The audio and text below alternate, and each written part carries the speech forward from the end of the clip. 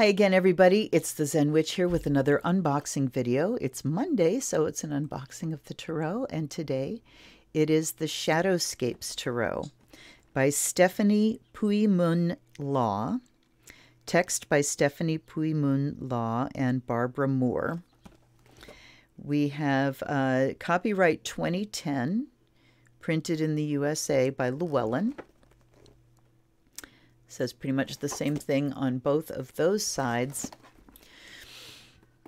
Body, Mind, and Spirit Divination Tarot. Surrender to the fantastical world of your deepest dreams, where butterflies float upon shifting mists set aglow by the rising sun. A place where twisting branches arc across shimmering skies, willowy fairies dance on air, and tree spirits sing from a hallowed oak. Delve into the shadows of your dreams and awaken to truth, weaving together Asian, Celtic, and fantasy styles of artwork. This breathtaking new Rider-Waite Smith-based tarot by renowned artist Stephanie Pui-Mun, it's P-U-I-M-U-N, Pui-Mun Law, is infused with universal symbols found in fairy tales, myths, and folklore from cultures around the world. A companion guidebook presents the artist's evocative interpretations of each card's significance. It also features an introduction by award-winning tarot expert Barbara Moore that includes tarot basics, instructions for giving insightful readings, and practical spreads. So it features an introduction. So I'm assuming that just the introduction is written by Barbara Moore. Now, this deck is one that I might actually get rid of the box at some point because it's kind of flimsy. And when you open the box, you get sort of this stepped thing inside for the book and then the cards to fit. But like I said, the box is kind of flimsy. I've taped it as I do all my things. But even sitting on the shelf, it kind of, you know, it has to sort of be on top because it gets crunched. So maybe I'll keep it. Maybe I won't. It does come with this little bag to put your cards in. Here's my struggle. I want to put the box, keep the box because it stacks nicely. I have my decks stacked, and I have a lot of my books stacked because it gives me more room on my shelves to stack them rather than go lengthwise.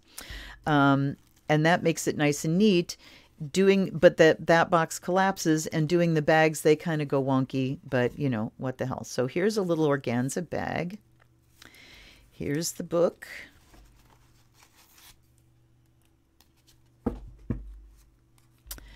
And look at the beautiful silver border on these. It's a lovely deck. Here's the back.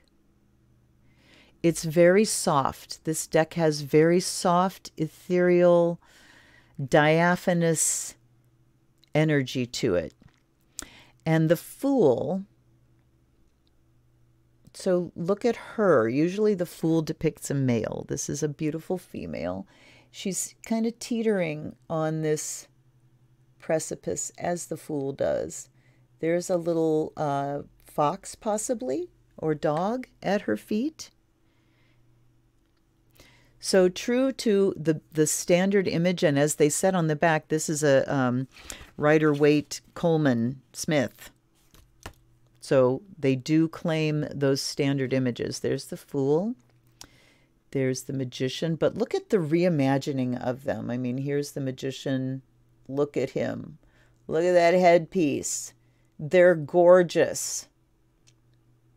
So here are his elements. Rather than being on an altar, they're hanging here from his wing feathers. And he's kind of perched there holding this orb, balancing, like levitating this orb between his hands. So there's the Magician, the High Priestess. Look at the pomegranate. The black and white feathers. There's the owl.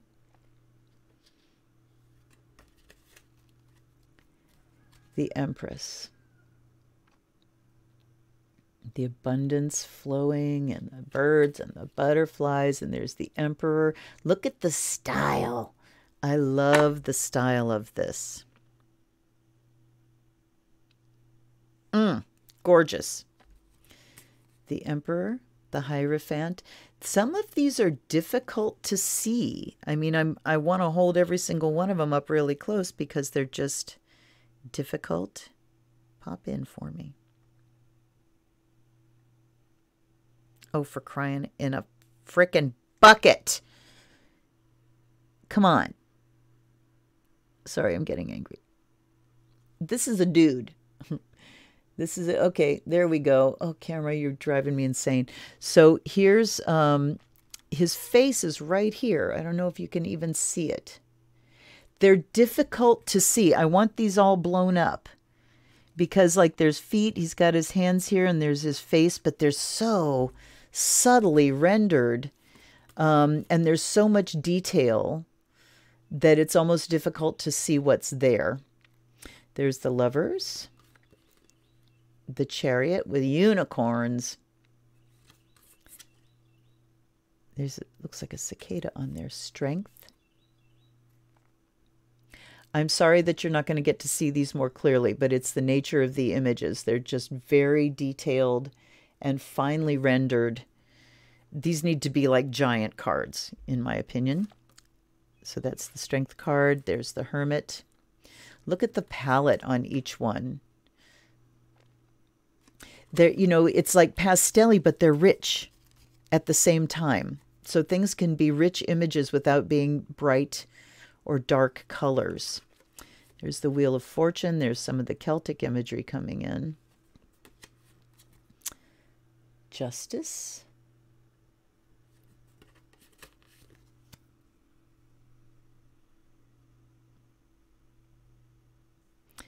Hanged Man. It's, I mean, it really is difficult to see. Death.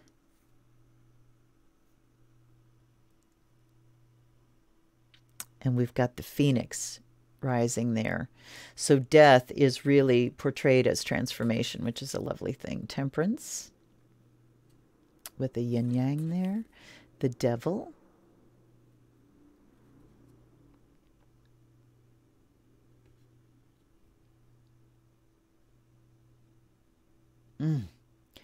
Glorious artwork. The Tower. The Star. Moon. Look at the palette there. I mean, could the artwork be any more beautiful? No, it couldn't, is the answer to that question. The Sun. Judgment. And the World. Oh.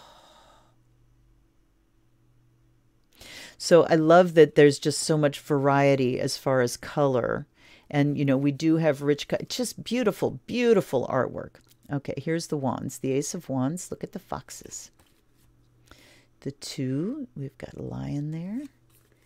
3, looking out to the, definitely looking out on a river, not an ocean. You don't really see ships coming in there, but still looking out towards the future. 4 of Wands. And these wands in this one are antelope with the horns. Or I don't know that they're unicorns. They're kind of antelope-y unicorns. 5 of Wands. There we've got foxes again. Leaping and bouncing. 6 of Wands. The Victory card. He's got holding up the laurels. 7. So you see the tangle happening there. The 8. Things flying in the air, and the wands here. Look, the seeds, that the dandelion seeds, like that she I guess is blowing. The 9 of Wands. Boundaries. 10. And here we've got these trees growing that are the wands. So in every portrayal, you've got something different standing in for the actual wands. There's the Page. The Knight. Oh, look at that lion. The Queen playing on her harp, and the King. I would get this deck just for the artwork, just to possess this artwork, because it is truly something special. Now we go into the cups, and we've got fish. 2 of Cups. Showing a relationship kind of between a naiad and a dryad, perhaps. A water spirit and a wood spirit, it looks like. 3 of Cups. There's the 4. kind of that introspective, look at her looking down into the water. 5, 6, memories. Look at that, having a little tea party with some animals there.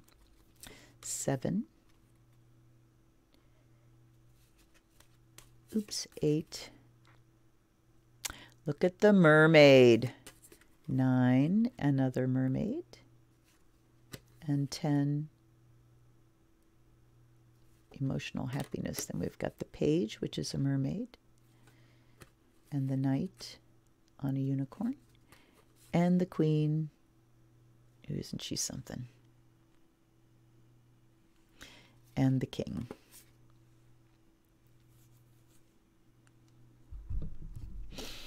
Okay, on to swords. We have swans here, depicting air. The ace, the 2. No blindfold, but hooded, with crossed swords protecting. 3. That's pretty descriptive, I should say. 4 of swords. Resting. 5. That's pretty dynamic. Black swans. 6. Swans and crows. 7. 8. 9. And 10. Then we've got the page and the knight and the queen and the king. It seems that the pages are female in this. And then on to Pentacles, and look at the palette change there. Earthy. There's the ace with chameleons and the 2. The 3. The 4. The 5. 6. Definitely showing gifts being bestowed. 7. Ooh, look at the morning glories. 8. Spider. 9. I love the image of the spider weaving the web, making something, that apprenticeship kind of thing, or just the making of things. 9 of Pentacles. Look at her playing the piano. How nice to see music show up. 10. Page. That one looks like a male. Knight. Queen. Oh. And king. So again, I would like to blow all of these up and paper my walls with them. The images are so beautiful. Let's look at the book.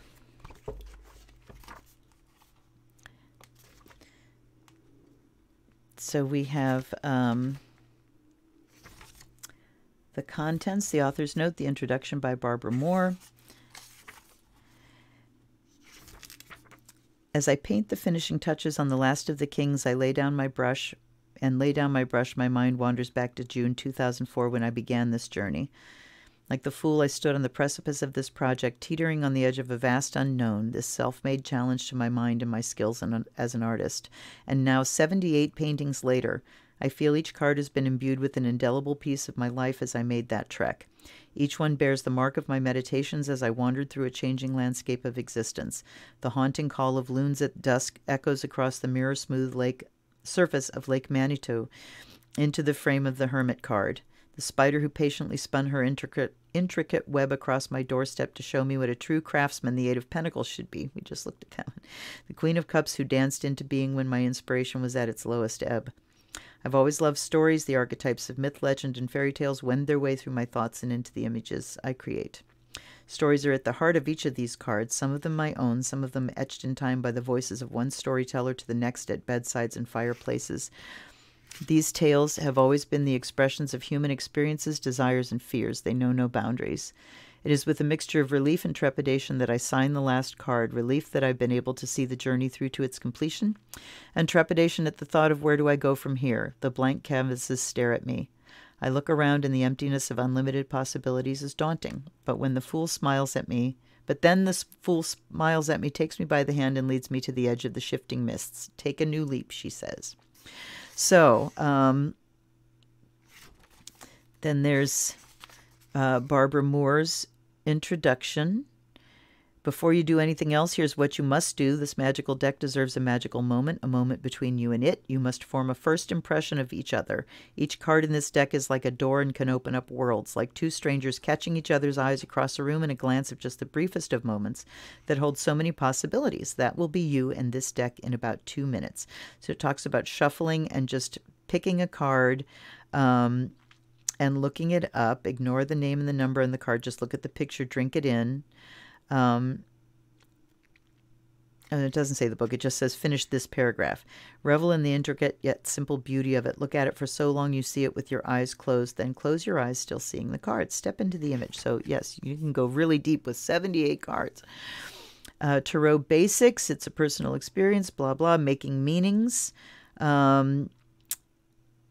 Doing a tarot reading is based on interpreting the cards that are dealt to answer a particular question. An interpretation for a card is slightly different every time it turns up. This is because many factors affect the card. For example, your reaction to the art, your intuition, the card name or suit designation, traditional meanings, the artist's intention and unique vision of the card. The question asked, the position of the card in the spread. So it talks about the deck structure. Oh, screaming kids outside.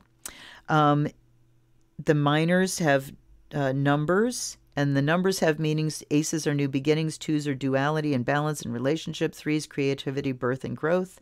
So it goes through that. Traditional meanings in the artist's vision. The question, position in the spread. So we have a past, present, future, or problem, advice, and outcome spread. Readings, how to do a basic reading. Keeping a journal. Then we go into the majors. So you have a black and white full-page image of the card. And then this kind of little journey. It begins with a whispered voice. The serpentine song threads through her days and her thoughts. It beckons, come, come, come. Where, she asks, curious, but there's no response. So here's a little kind of a visualization thing. Then there's a meaning. And the meaning is interesting. She stands on the edge of a very sheer precipice with only the ribbons and the doves bearing her up if she chooses to leap. The fox takes this in. He watches. He is the embodiment of cleverness, but being clever does not preclude being a fool of a different sort. So it goes through all this. And then that's one paragraph. The second one, the fool is a symbol for new beginnings and adventures, pleasure, passion. She rushes ahead, thoughtless and rash, doing before thinking, obeying instincts. So you really can get good, divinatory meanings out there. There's either an obvious, oblivious foolishness to the terrible plunge you may experience, or else a wild spirit of adventure and great faith and knowledge in what can and will bear you up and guide you through the times to come. There are unlimited possibilities opening up for the seeker. So you see how the meanings are dealt with. Magician, we've got this little story, and then the meaning. So even with the Fool, we get 2 paragraphs. With the Magician, we get 1. And it goes on like that. With each of the majors, you get 1 paragraph of meaning. So that's nice. It boils it down. Now let's go to the minors. We start with Wands, or the suit of the fire element, and then Ace. So we get 1 page of meanings. Again, a full black and white page of the image. That's nice because it gives you a bigger image to look at in these highly detailed images. Having the larger image, even in black and white, makes it easier to see the small image. I appreciate that. I really appreciate that they included that. It's not a redundancy in this case. Ace, it's the possibility of creativity, excitement, adventure, blah, blah, blah. They're beings of fire. So it talks about the things that are present in the image and definitely gives you good divinatory meanings here. For the suits, let's go to the cups of the water element, and we go through. Let's see what happens at the end of these, if there's anything extra at the end. And then we have spreads, a 1-card spread. What do I need to know today? What should I get my mom for her birthday? Should I go to that party tonight? How should I approach my annual review at work? Why am I feeling this way? 3-card spread, past, present, future, situation, problem, solution. Decision, choice 1, choice 2. Situation, what to do, what not to do. I like that. What to do, what not to do. Then there's a Celtic cross. And then there's a Is Love in the Stars reading with 5 cards. There's a Will It Last reading with 7 cards. So the Love in the Stars one, position 1 is ready. 2 is or not. Why you're not ready. Why you're not ready for love. 3, do it. 4, stop it. 5, outcome. The Will It Last one, 1 is your hope, beloved's hope, strength, your fear, beloved's fear, weakness, outcome. So that can be in an established relationship. Then there's a balancing act. You, it's 4 cards. You, creating, destroying, wind. Journey, 1 through 3 is leaving. 4 is why. 5 is star. 6 is challenge. 7 is destination. Then we have message of the universe, body, heart, mind, spirit. We have dream come true, strongest aspect, helpful energy, weakest aspect. 4 and 5 are to do, and 6 is outcome. So very interesting readings there. Where will your dream world take you? On the back of the book. I realize I don't usually look at the back of the book. A coil-tailed dragon soars high above an emerald canopy of forest as the wind whispers ancient secrets. Mermaids glide through swirling waters. Foxes of fire-red fur leap toward an endless horizon. As universal lodestars, the shadowy symbols in our dreams guide us toward our inner light and truth. Within these pages, Stephanie Pui-Mun Law brings each card to life through stories, revealing the symbolic significance of each card's enchanting imagery. Enriching your experience still further, Barbara Moore introduces all that you need to know about tarot, including guidance for giving meaningful readings and spreads relevant to your life. So, a lovely deck. Like I said, I'd buy it for just the artwork alone. It is so rich and glorious, and the fact that you can see the images larger and then go to the color image to connect with it more deeply is really great. I hope you liked this. I hope you got something out of it. I hope you like and subscribe. I hope you comment on this video so we can have a conversation. Ask me questions. Tell me decks that you'd like to see. You know, chew me out, whatever. And I will see you the next time. I will see you Friday for another unboxing of an Oracle deck. Until then, this is Luna the Zen Witch. Please take care of yourself. Blessed be.